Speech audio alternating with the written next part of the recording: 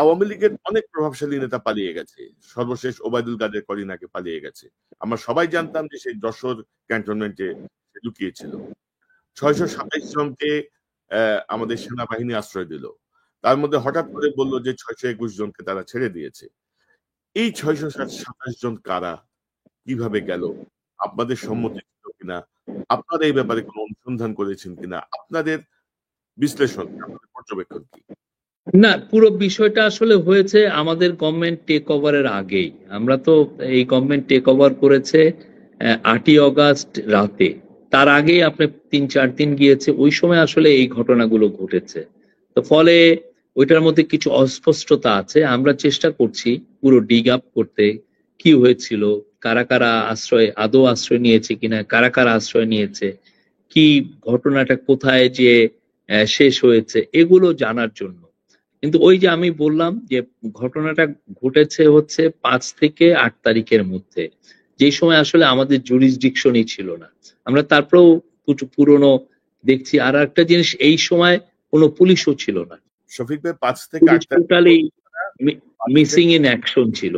৮ তারিখের মধ্যে তারা আশ্রয় নিয়েছেন, কিন্তু তাদেরকে ছেড়ে দেওয়া হয়েছে তার ১ মাস পরে, সম্ভবত ১ মাস বা ১.৫ মাস পরে। না না, এটা সবগুলো সত্য না। তো এবং আমরা কিছু দেখেছি। এবং ধরেন আমি যদি বলি যে গত মাস ৩ আগে স্পিকার শিরীন শারমিন চৌধুরী তিনি সেনাবাহিনী ক্যান্টনমেন্টের একটা বাসায় আশ্রয় থেকে তিনি তার পাসপোর্ট করার চেষ্টা করেছেন, সেটি ধরা পড়েছে, কিন্তু সে কিন্তু এখন অ্যারেস্ট হয়নি। কিন্তু তার ব্যাপারে কিন্তু আপনাদের এইগুলো বিষয়ে আমার মনে হয় যে কিছু অনেক অস্পষ্টতা আছে। আমার মনে হয় এটা এক ধরনের রিউমারও প্রচুর আছে। আমরা যেটা রিয়ালিটি পাসপোর্টের লোকজন তার বাসায় যে থাম্ব ইমপ্রেশন নিয়ে আসছে, তাকে অফিসে আসতে হয় না, এগুলো তো প্রামাণ্য দলিল হিসেবে আবির্ভূত। না, আমি পাসপোর্ট কর্তৃপক্ষর মানে পাসপোর্টের যিনি চিফ তার সাথেই কথা বলেছি, উনি এই বিষয়টা অস্বীকার করেছেন। মানে উনি অস্বীকার করলে তো হবে না, এটা তো ডকুমেন্টেড সবকিছুই। সেটা পাসপোর্টের জন্য আবেদন করছে, সেটা থাম্ব ইমপ্রেশন যে তার বাসা থেকে যে নিয়ে আসছে, পাসপোর্টের ডিরেক্টরে। আমার তো অফিসিয়াল কথা বলতে হবে, আমি অফিসিয়ালি যেটা জানি সেটাই আপনাকে বলছি। শফিক ভাই, আমি আপনার সাংবাদিকতার যে ব্যাকগ্রাউন্ড বা আপনার যে লেখালেখি বা আপনার যে বক্তব্য, সেই জায়গাটায় আমরা আপনাকে ঠিক আমলাতান্ত্রিক ব্যক্তি হিসেবে দেখতে চাই না। আমরা চাই যে আপনি মানে সাংবাদিক, আপনি তো ভাই এই চাকরি ছেড়ে দেওয়ার পরেও তো আপনি সাংবাদিকতা করবেন, তাই না? আপনি আবার গণমানুষের, সেই জায়গাটা আপনি তো শেষ হয়ে যাবেন ভাই। আপনার কাছ থেকে তো আর সত্য কথা পাবো না, আপনি আমলাতান্ত্রিক পড়ে যাবেন। সো আমি অনুরোধ করবো আপনাকে যে ৬২৭ জনের একটা তালিকার ব্যাপারে আমরা জানতে চাই। এবং এখনো আমি জানি, আমার সোর্স আমাকে ইনফর্ম করছে, এখনো অনেকেই তাদের শেল্টারে আছেন। ওবায়দুল কাদের চলে যাওয়ার ব্যাপারটা নিয়ে পত্রিকায় নিউজ হলো। আপনারা কি অনুসন্ধান করছিলেন যে ওবায়দুল কাদের কোথায় ছিল, কিভাবে পালালো, কে হেল্প করলো? এটার বিষয়ে যথেষ্ট ধোঁয়াশা আছে, বাট আমরা মানে যেটা পত্রিকায় আসছে সেরকমই আমরা শুনেছি। এখন ধরেন ওরা ১৫, ১৬, ১৭ বছর ছিল, তাদের তো একটা বড় একটা নেটওয়ার্ক আছে, ঠিক না? আপনি আর যে পুলিশটাকে আপনি পাঠাচ্ছেন তাকে অ্যারেস্ট করতে, দেখা গেল যে সেই পুলিশকে হয়তো বা ওবায়দুল কাদেরই প্রমোশন দিয়েছে। তো এই জিনিসগুলো তো বললাম না, আমরা এসে তো আমাদের মতো করে লোক পাওয়া, তাকে আমার মতো করে তৈরি করা, এটা ইট টেক্স টাইম। আপনি ইচ্ছা করলেই তো আপনি কাকে ট্রাস্ট করছেন, আপনি এমন আমি একটা মনে আছে যে আমরা একজনকে নিতে গেলাম, যে দেখা গেল যে সে ১টা মাস ধরে সবাই বললো যে ওনার মতো মানে ভালো অফিসারই হয় না।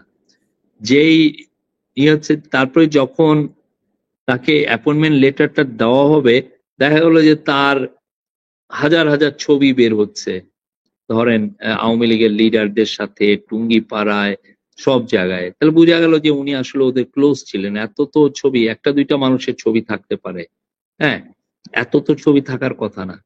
তো এই বিষয়গুলোই আপনি ইচ্ছা করলেই অনেক সময় যদি আপনি হাইডিং এ থাকেন বা থাকেন। আর পুলিশের তো ধরেন বিশাল একটা গ্রুপই হলো ছাত্রলীগ থেকে আসছে, আমরা এসে বের করতে তো হচ্ছে যে কারা কারা ছাত্রলীগে ছিলেন। অনেকে আবার শত্রুতামূলক ভাবে বলেও দিচ্ছে উনি ছাত্রলীগ করতেন, আদৌ করতেন কিনা সেটাও তো আমার বের করে। আবার যাকে দিয়ে আমি কনফার্ম করাবো সেই জায়গার যে এনএসআই লোকগুলো, এনএসআই দেখা যাচ্ছে যে পুরো আওয়ামী লীগ আমলে যতগুলো এনএসআই নেওয়া হয়েছে বেশিরভাগই হচ্ছে ছাত্রলীগ থেকে। তো এই যে আমরা যে কত টাফ ওয়েতে কাজ করতে হচ্ছে, প্রতি পদে পদে আমাকে দেখতে হচ্ছে যে এই যে এইগুলো ঠিক আছে কিনা, আমরা ভেরিফিকেশন যে আমি করছি সেটা ঠিক কিনা। তবে শফিক ভাই, ওই যে আমি একটু দ্বিমত পোষণ করি, কি ধরেন প্রথম রাতে বেড়াল মারার একটা ব্যাপার থাকে না, ওইটা মারতে আপনারা ব্যর্থ হয়েছেন আসলে। প্রথম রাতে বেড়াল না যেহেতু না আমি আমি আমি এটা প্রথম রাতে বেড়াল মারা বিয়ের ক্ষেত্রে হইতে পারে, বাট গভর্নমেন্ট চালানো তো হয় না। মানে একটা এ- এ- এরকম এরকম রক্তের বিনিময়ে, এত জীবনের বিনিময়ে যে সরকার, সেই সরকারের যে প্রভাবটা বা যে স্ট্রেংথটা দেখানো দরকার ছিল, সেটি আপনারা দেখাতে ব্যর্থ হয়েছেন। আমি সরি টু সে। না, আপনারা প্রথম প্রভাব রাতে বিড়াল মারা মানে হচ্ছে যে ওকে, আপনি উপরের 10,000 অফিসারকে আমি রিটায়ারমেন্টে পাঠিয়ে দিলাম, ঠিক আছে, কিন্তু আমার তো প্রশাসন চলতে হবে। আবার এই যে আমি 10,000-এর মধ্যে সবাই যে আওয়ামী লীগার ছিল তাও তো না, আমি তো অন্যায়ও হয়ে যেতে পারে। আমি সেটি একটা বলছি না। গভর্নমেন্টের একজন প্রধান যখন ডিসিশন নেন, তার একটা ইম্পর্টেন্ট কনসিডারেশন থাকে, আমি কি অন্যায় করছি কিনা এই লোকের সাথে। বলছি না যে আপনাকে 10,000 লোককে বিদায় করতে হবে। গত 16 বছরে যারা এই প্রশাসনে, পুলিশে, আর্মিতে কাজ করেছেন, তারা হাসিনা অর্ডার মানতে বাধ্য। হাসিনা যা বলেছে করতে হবে। কিন্তু আমরা বাছাই করব যে কারা মিসইউজ করছে পাওয়ারের, কারা লুটপাট করছে, কারা দুর্নীতি করছে, তাদেরকে আইডেন্টিফাই করা। তা সেটা বের করাও তো আপনার ইনভেস্টিগেশন করতে হয়।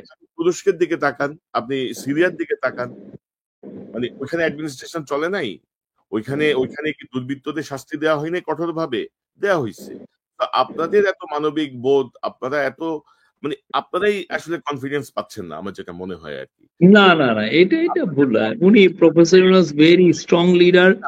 আমরা যা করছি খুব ডিসাইসিভলি করছি, বাট আমরা at the same time ensure করছি যে যাতে কারো প্রতি অন্যায় না হয়।